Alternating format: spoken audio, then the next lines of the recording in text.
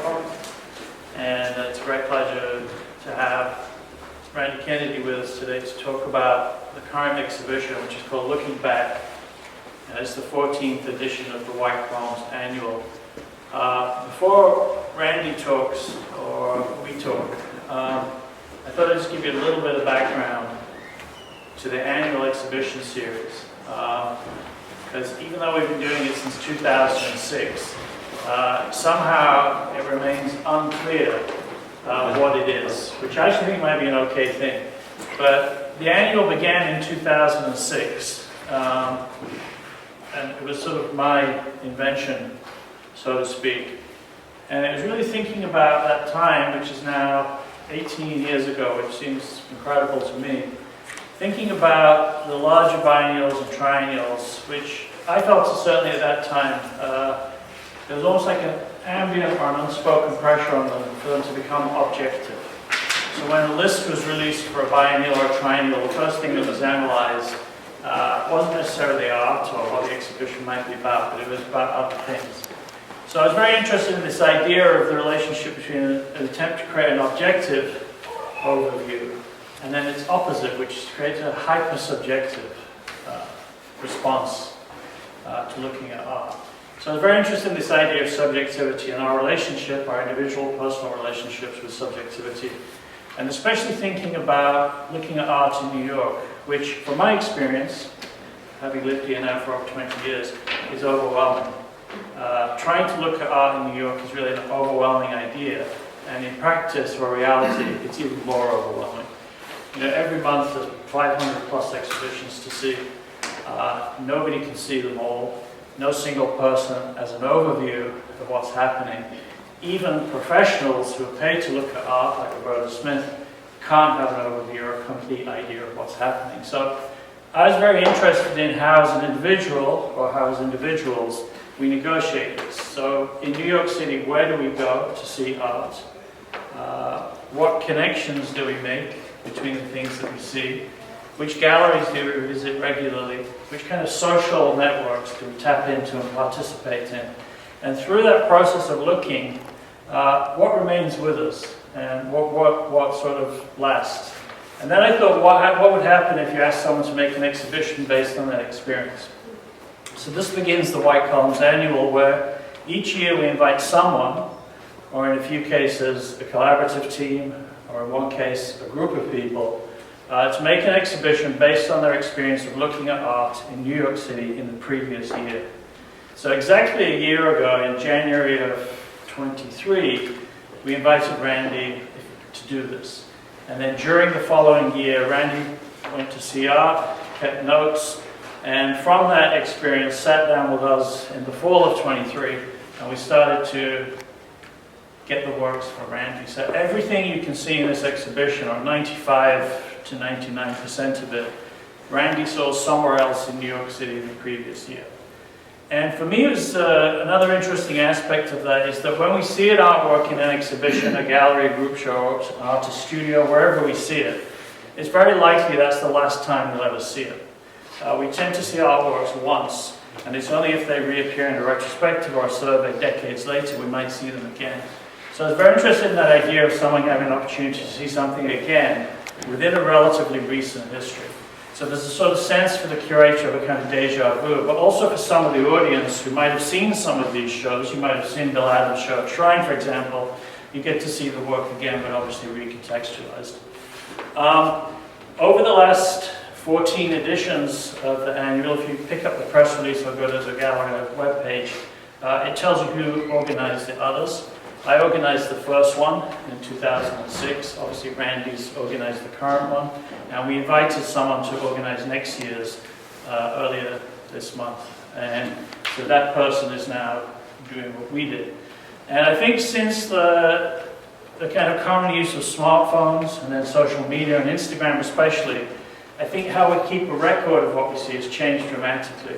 So I remember from 2006 with a pre-smartphone, keeping press releases, invitation invites, handwritten notes on post-it notes and so forth. And that was my sort of research for my process.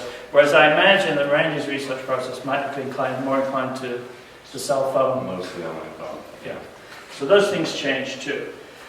One of the things we're interested in is that the exhibitions themselves are wildly idiosyncratic, and there's no reason for them to make any kind of sense at all other than the person that selected it. So there's no real attempt to tap into the zeitgeist, there's no real attempt to create a kind of narrative, there's no real attempt to say anything in particular about the present state of our visual culture other than these things interested Randy. I think strangely, we might get to this, is that Randy's is perhaps the most coherent white columns annual to date, in the sense that... I don't know if that's a good thing. Sign. We might find out. But I wanted to just read a short quote that the critic Colin Cotter wrote about the annual series in the New York Times. I can't remember when he did this. I think it's probably like 2010, 11 or 12. So there have been 5 or 6 of them. And he said this, because I think it still stands. And this is quoting Colin Cotter in the Times. He said, "One of the things that makes the White Columns annuals so valuable is that they often include artists who are unlikely to find their way into mainstream institutions. A second, equally important function that the Looking Back series serves, or should serve, is to provide a view of contemporary art that is not entirely determined by art industry consensus, meaning the market, but rather it's seen through a single, informed, idiosyncratic, and even resistant sensibility." And for me, it's like Holland wrote the press release for the show, because that's hopefully what these shows are about. It's that idea of an informed, idiosyncratic, resistant sensibility that has nothing to do with consensus. And I think if you've managed to see all of the exhibitions, if you go to the website to look at the previous ones, I think there's evidence of that in the 16-year history of the White Columns annuals. So that's just by way of an introduction. Randy Kennedy's a writer. He worked for the New York Times for 25 years. 25 years. He was a teenager when they took him on. He's curated very few exhibitions prior to this one. I think 1.5. Two before that. Both of which were very interesting. And Randy now works at Hauser Wirth. He's the editor of the exceptional magazine Ursula, probably the best magazine published in-house by a gallery ever, it goes for all saying, largely due to Randy's editor leadership. And when we were thinking about who to invite to do this last year, Randy just seemed like an interesting person.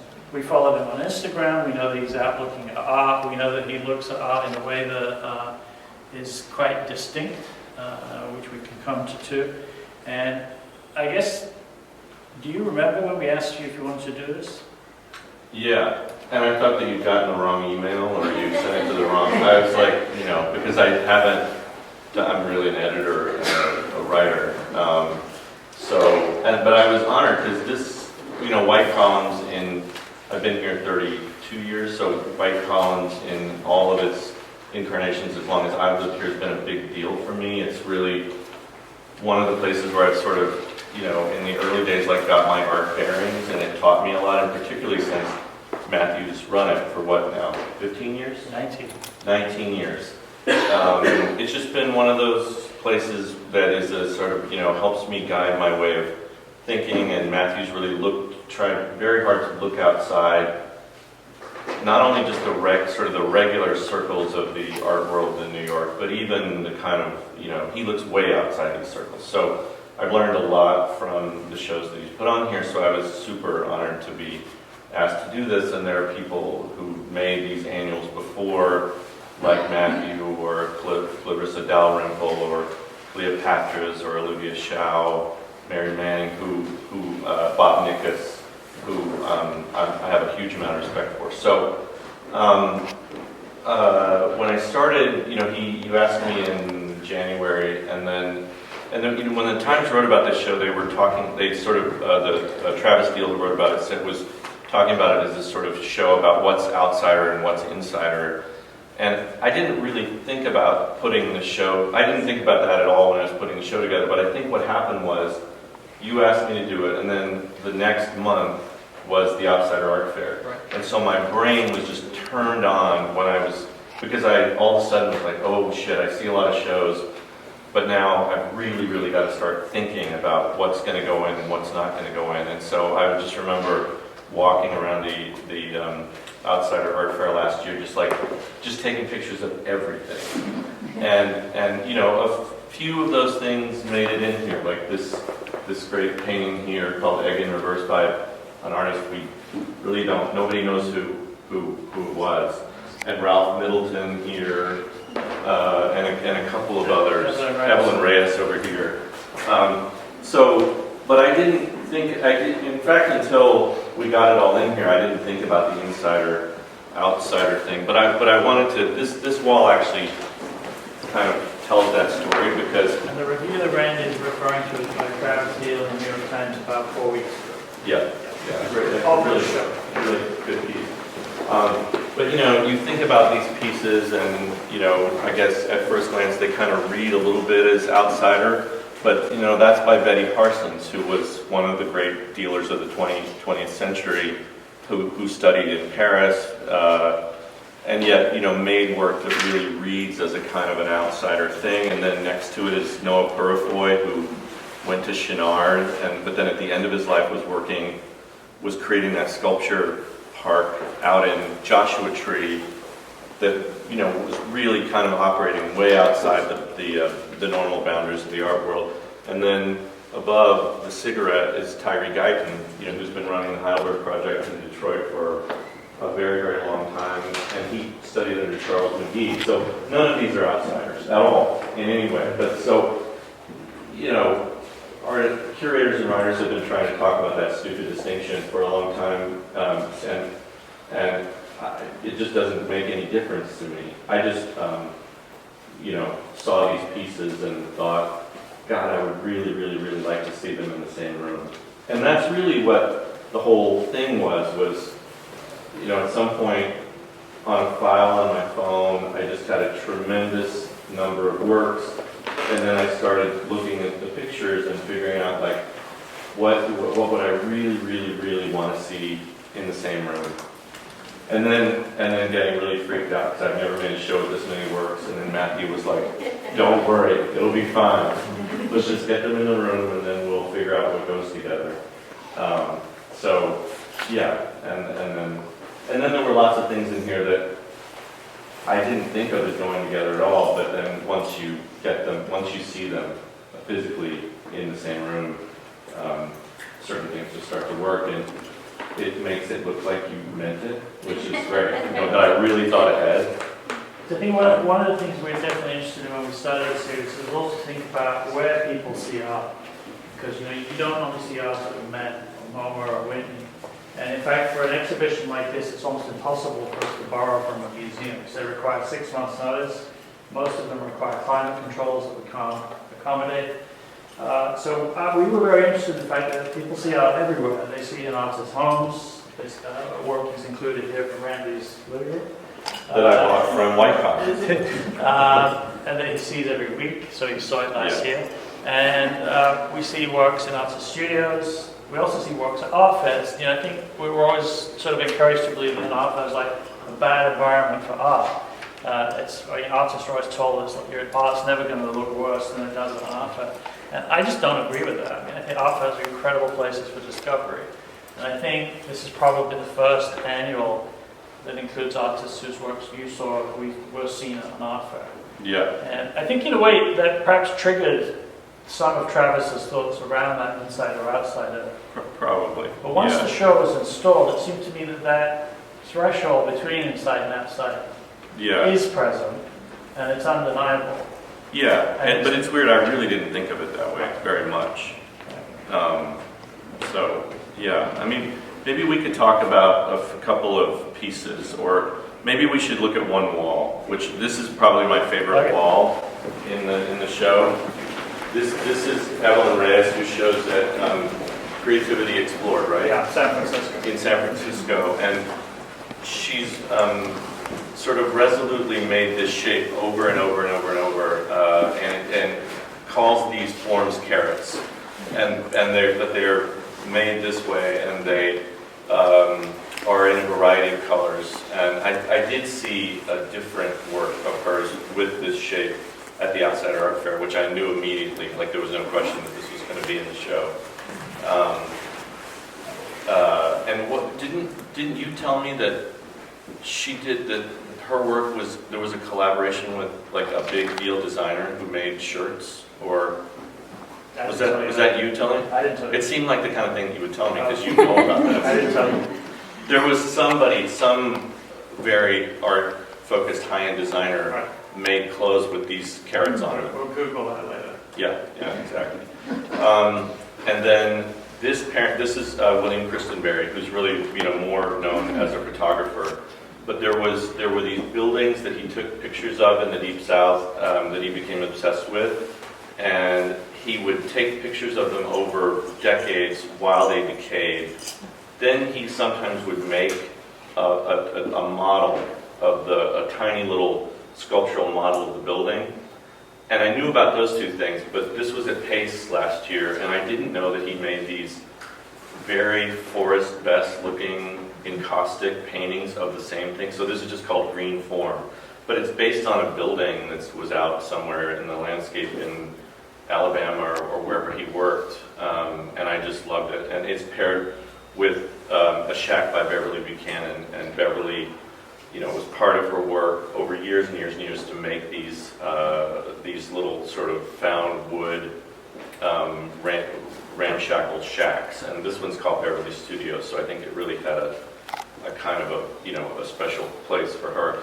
And we actually were trying to get one of Christenberry's houses to put somewhere along with this, and we couldn't get it. But actually it's better, because Beverly and this painting to me work a lot better than seeing another example of Christenberry.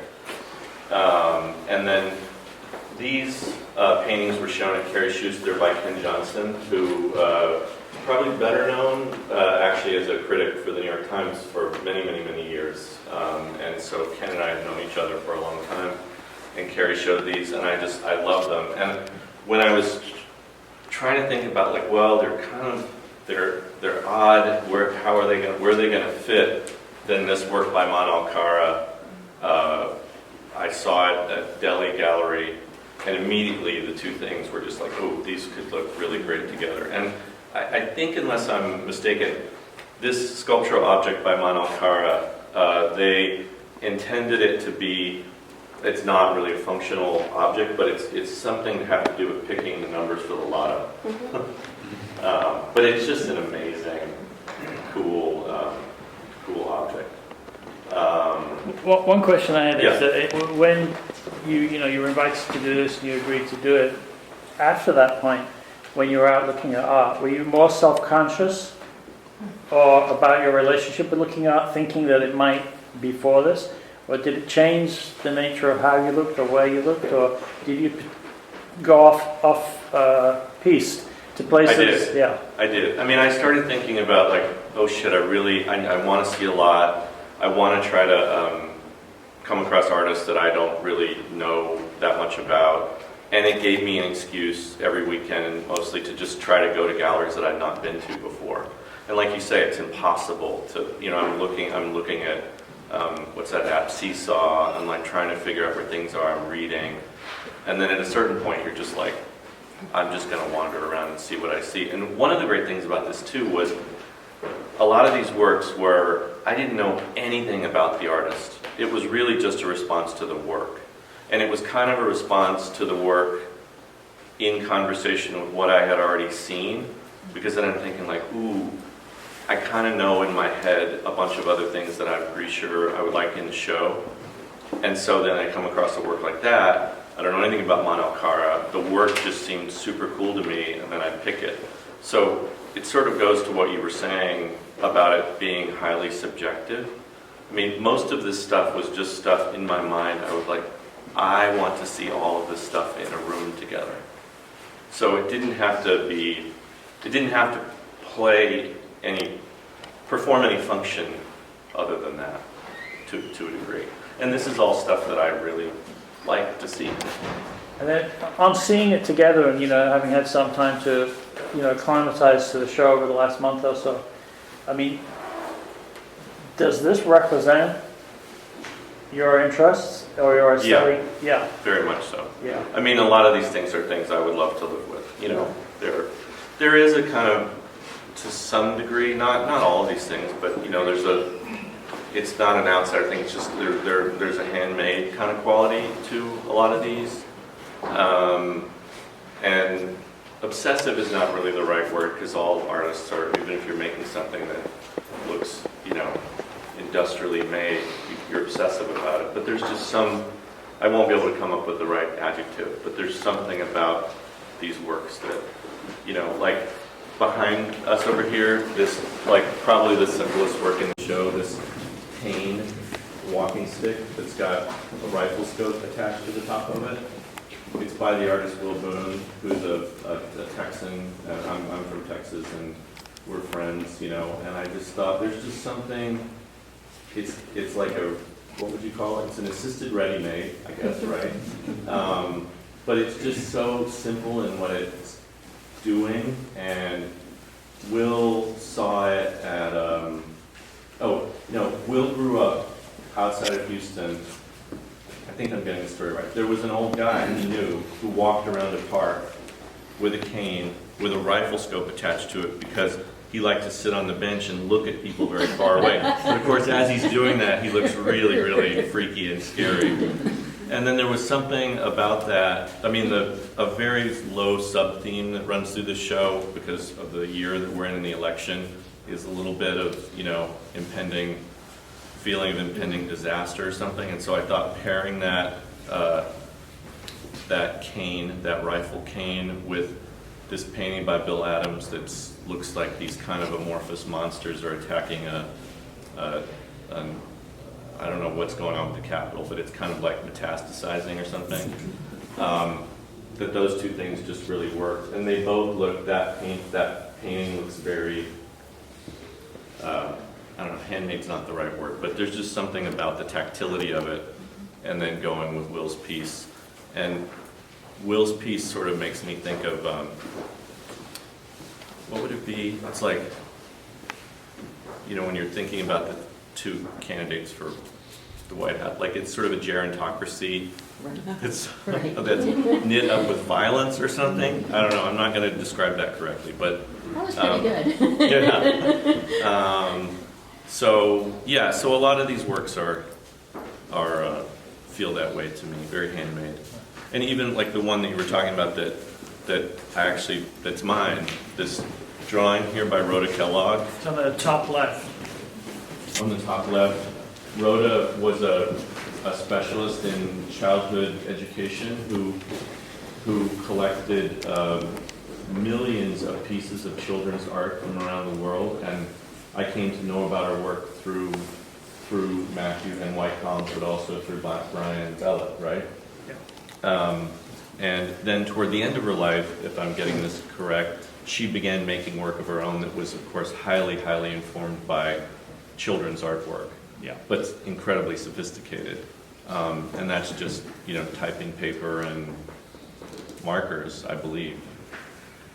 So yeah, a lot of these works have that feeling of something that came really out of somebody's hand.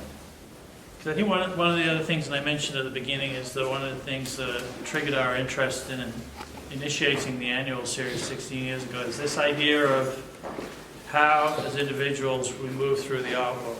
And I think a lot of that movement is social. And I was very interested each time we invite someone new about the kind of social networks that they tap into, that, you know, in other realms might be called nepotism. Yeah. But, you know, obviously Right. Will Boone's a friend of yours. Yeah. And he's in the show. Yeah. A very interesting aspect of this show is that your brother-in-law is in the show. Who's here, right there. Larry Crone, who made this wonderful work right below Rhoda's here. But we were very interested with this series that it might eventually touch on the idea of the familial, that idea of this kind of one degree of separation that sometimes we have as viewers. That we obviously don't know everyone or all the work that we encounter, but often we do. Right. And then those relationships inform or generate subsequent relationships. Right. And I've been looking at Larry's work for 30 years, and I think he was probably the first one who took me to White Columns and to Exit Art and to Artist Space and to a bunch of places that no longer exist, and was showing me work when I was like really, really intimidated by the art world. So, you know, that's important. But it's also, I've been looking at Larry's work for a long time, and it fit into this show, partly because it fits into the things that I really like to see. Do you want to move through to maybe to the lobby space? Yeah. I also wanted to point out, there are this is sort of a little sub-theme, but these works by Tom Burkhardt that are on the wall are kind of, this was Matthew's suggestion to kind of see these through, but they're book pages that have been collaged, and this sort of theme of like us teetering on the precipice of some sort of disaster. These Tom Burkhardt pieces kind of speak to that to a degree. This says, it's probably from some book from the 50s about the atomic bomb, but it's called The Coming Destruction and How to Avoid It. I also just wanted to draw your attention to the sign in the gallery's lobby, which is just by the elevator, which says White Columns is a non-profit art exhibition space. The public is invited at all times. Please come in, admission is free, which reads somewhat desperately. It's from the mid-1980s, and it was made by the director at the time, Bill Arning, and we found it in the basement when we relocated to this space, and that's why it's covered in paint. And then Bill remembers putting it up outside the gallery when it was at 325 Spring Street. So we decided to, this painting is sort of like the real showstopper that you see when you come in. It's by Martha Diamond, who passed away right before we started to install. And I've always loved her cityscape paintings. And I can't remember, I think at Magenta Plains I saw this one, and there was just something about, that's probably the shadow of another building on that building, maybe. But it also looks like a figure approaching, and so it kind of sets the theme a little bit for the show. And then this work behind you, which is from Essex Street Gallery, is by Sarah Rapson, who makes these very, very ephemeral looking, often they're sticks that have text or language collaged elements attached to them that just lean. But a lot of the other work that Sarah makes is very, it's from found clippings. It's even in the world of sort of art that's made that feels incredibly ephemeral, like it could almost just blow away, which I think that was like a word. Sarah makes this just incredible work. And I remember when I went to see the show that these were in, she was there. She lives now in like somewhere in South coast of England. South coast of England, but she happened to be in New York, and I met her and talked to her, and it was immediately, I really knew I wanted to work in here. There's not a whole lot of photography in the show, but the gallerist Leo Fitzpatrick showed these works by the Bay Area photographer Dave Schubert. And Schubert mostly took pictures that documented sort of the graffiti and punk and skateboard scenes here and in the Bay Area. But I remember when Leo did this show, there was this little tiny sub-theme of pictures of children. And I just thought they were amazing because they were showing, the fragility of children, but also play. And it was like a weird update kind of on like how different era, and so we thought that these were a good, and and there's a lot going on in the world right now where children are in precarious situations, and speaks a little bit to that maybe. So I really like these. And then right behind us here is the artist Jim Joe, who's kind of a spectral figure in the art world, who is really interesting to me, and I just thought, that's a good overall statement to start out a show with, because, artists aren't trustworthy and galleries aren't, there's always some thieves operating in areas like this, which is good. You need to be on your toes and be careful, but it makes it more interesting. So I think one of the things that Travis Deal touched on it in his New York Times review of the show right at the beginning, in fact, and you've alluded to it already, is that he said, that this exhibition, there's no digital artworks, there's no NFTs, there's nothing that alludes to the 21st century technologically. Right. And you've already talked about this idea of the handmade being appealing. Right. But I think another thing is that I think your show, perhaps more than any previous annual, or I think it's been quite an interesting thread through a lot of the annuals, is that the backgrounds of the artists' histories, their intentions, their educational narratives, is quite radically different. And I think there's a really radically different group of artists' intentions in this exhibition in addition to the works. Yeah. And it's not as if I'm not interested in, the work that's being made right now that's not being made this way. This, in a way, is a kind of a lot of this work in here is a certain register of art that's interesting to me that felt like it would all look good together. Right. And, there were certainly works that I saw over the last year that I really loved that were fantastic, that just didn't feel right for this grouping of works. And the other thing I was going to say in answer to your question earlier was that I did try hard to go to smaller galleries that I'd not been to before. And thinking about the mission of this place, there is a work from Pace in there, but I was trying to focus on small galleries. And using it as an excuse to introduce myself to galleries that I didn't know about. Is that useful? Yeah, very much so. It also did, though, convince me of just the futility of the effort of being like, oh, I really know what's going on out there, because it's impossible. Okay, so maybe we'll go back here. I like this room a lot.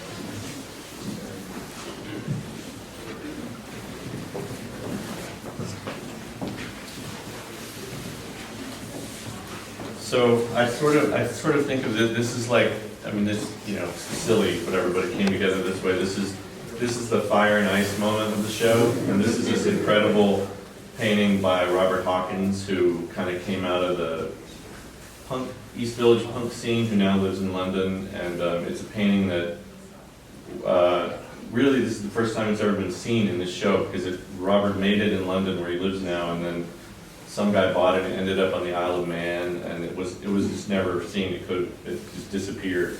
But Robert's an amazingly undervalued, underknown painter, and he often paints he talks about painting these things that, it's not just that they're fantastical, it's sort of the things that you'd want to see, like this is the mouth of hell, and he also paints like werewolves and Draculas, and it's all about these things and ghosts, and things that you can't see, that he likes to see. And then Jennifer Bolandi is in front here, and an artist who's been at work for a long time, who works in a more sort of conceptual vein, and probably the pairing of these two works is just absolutely crazy, because they're really working in different ways, different parts of the art world. But I liked, and there's also a little bit of a thing going on with structures in this show. So when I saw this work, I loved it. And then let's see, maybe I'll talk about... This is the fourth artist from the Outsider Art Fair, right? Which one? This one. Oh, yeah, Harold Granucci. These drawings over here, I was just blown away by these when I saw them at the Outsider Art Fair. Granucci was an accountant, and then I think toward the end of his life, he worked as a furniture salesman in upstate New York, but he was a math fanatic.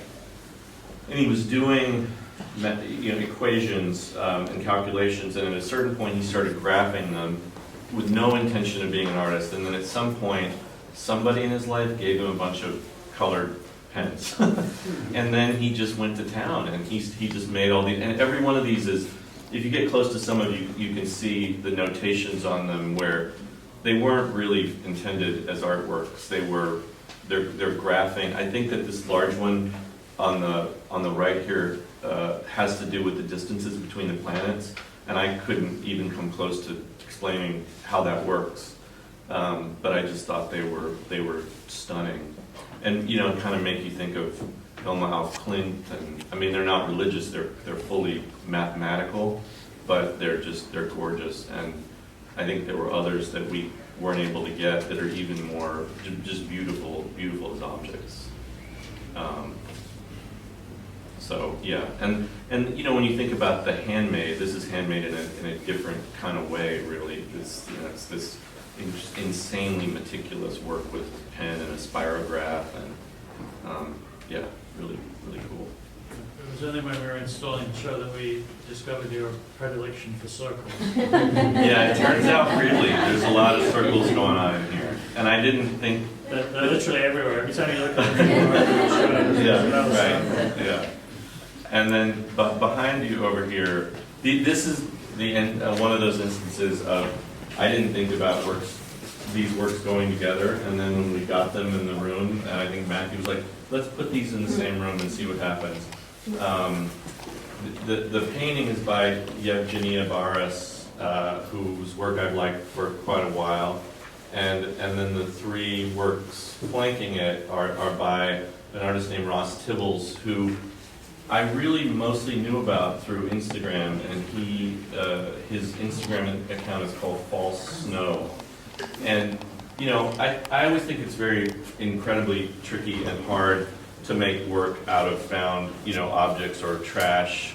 It can just very easily end up looking like there's nothing there, or it doesn't work. And there was something about looking at his work over a few years, that there was a language with the materials that he articulates that's incredibly coherent.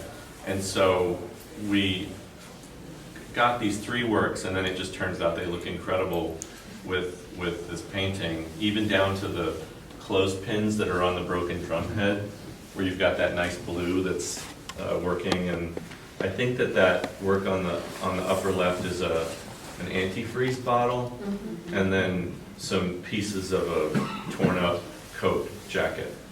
But yeah, anyway, when we got those up on the wall together, it was just like, wow, that looks beautiful. Yeah. And what else? This was this was two artists who also showed at Carrie Schuss. And David Scherner, I think, is here today. There he is, back there. He says he doesn't want to speak, but this was a really amazing pairing of photographs that David has taken. David, this is you take them back home, right? In Sweden. In Sweden, of trees with birdhouses paired with these really, really exquisite pencil drawings by the English artist Tom Fairs. And Carrie had a show of these. When was the show, David? It was like it opened end of January. Yeah. This year. Yeah.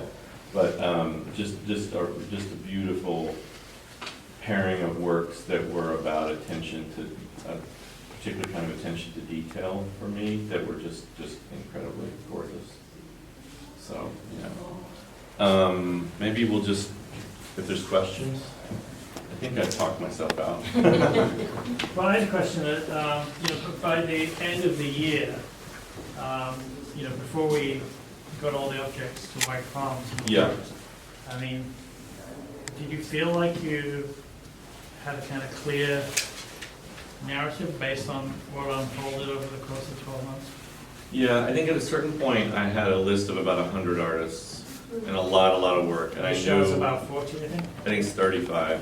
And I knew that 100 was too much. And also, starting to look at those at the end of the year, I was like, some of these things don't go, it wouldn't look good together. And then I just started, from the images on my phone, trying to pare down the list. But then the interesting thing was I'd forgotten some of these works I only saw in images. A lot of them I saw in person. And I forgot, because I'm looking at them on a phone and I forgot the sizes of them. Like, I didn't know how big the Hawkins painting was. I don't think I did, anyway. So then when you got them all in the room, and frankly, because I don't do this very often, it shocked me. Like, you were able to get almost everything I asked for. But Yeah, then, because during the year, of course, the works could have been sold. They could have been shipped somewhere else, which I think in the case of this sculpture, it was in Detroit. We shipped it back. Is that one of the other ones? this Ohad Maromi? One of them came back from the collector that now I owns see, it. okay, And obviously some things get disposed, yeah, but often things don't. I think that's another interesting aspect Yeah. of when we see art. We imagine that it all goes to its new homes, but a lot of times its new home is a storeroom behind the wall that you just saw it hanging on. So right, there's that idea also there's this huge iceberg-like volume of art yeah, that's somewhere. right. But you're right, and I didn't think about that, or I don't think about that often, but when you're seeing something, or you're seeing a show and you're like, oh my God, this is gorgeous, you may never see those objects again. Right. I mean, not just, because they'll be sold, or they just don't ever get shown again, or whatever. So it's very cool to get to see them all again.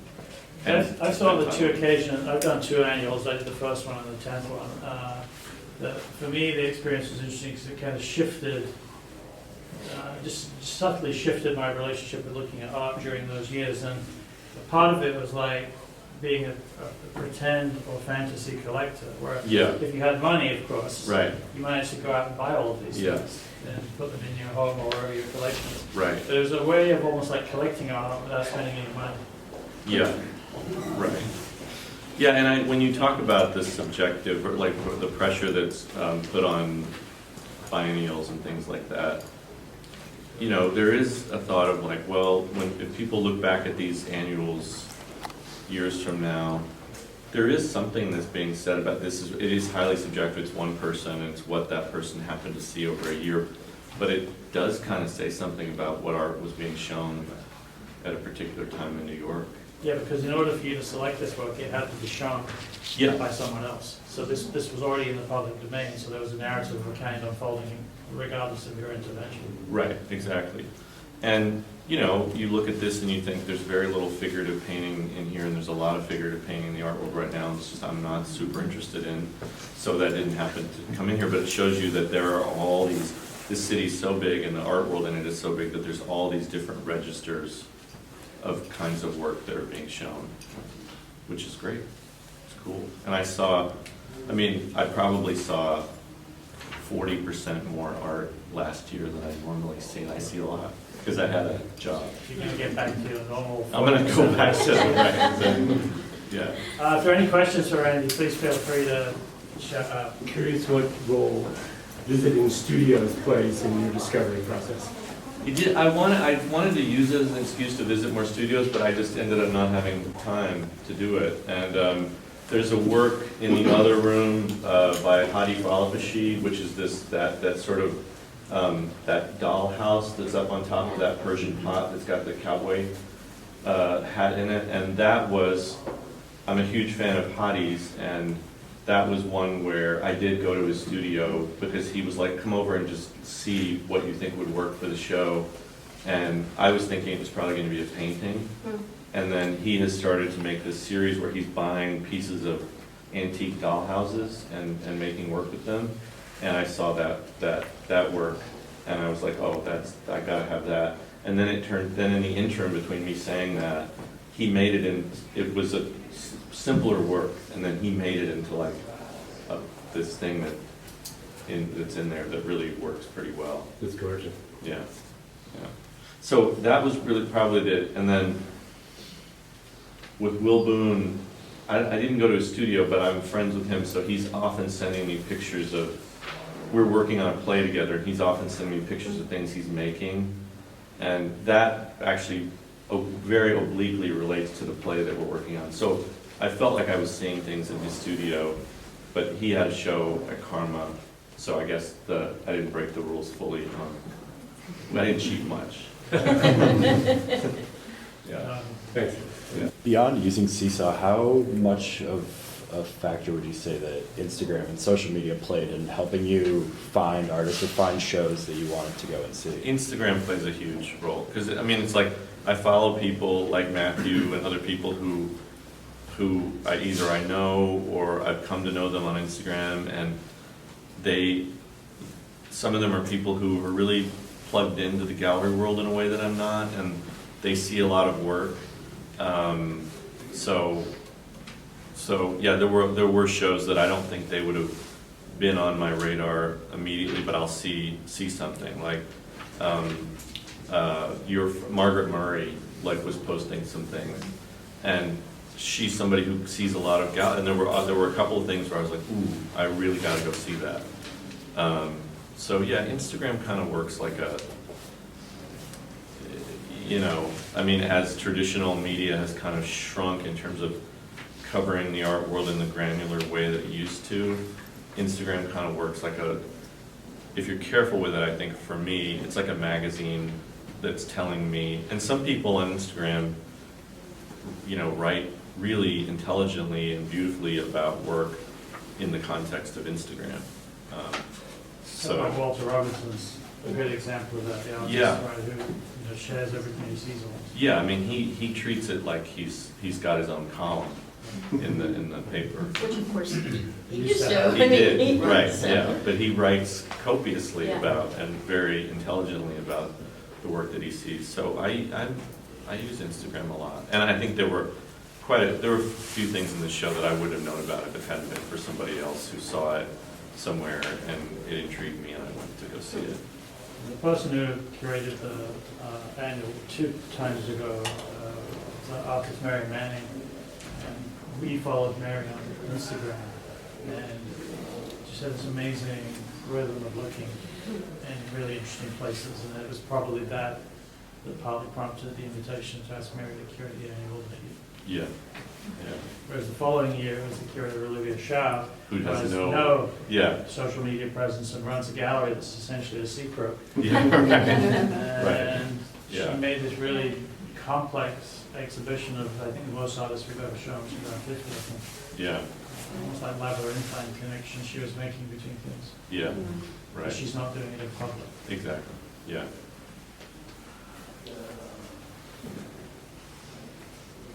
Well, if Okay. Randy's still here, thank you again for everyone for coming. It's really appreciated. Yeah. Thank The show runs through March the 9th, which is a Saturday, and on that Saturday at 4 o'clock we're going to have a closing event with Bob Nikas and Randy again to launch a new publication, which you may or may not want to mention now. And the next annual will open in January of 2025. Yeah, Yeah. the 15th. Right. And the person that's organizing it has asked us not to mention who's organizing it. Yeah. To be announced. Yeah. But thanks again, Yeah, everyone, for thank coming you. on I Saturday. appreciate it. Thank you.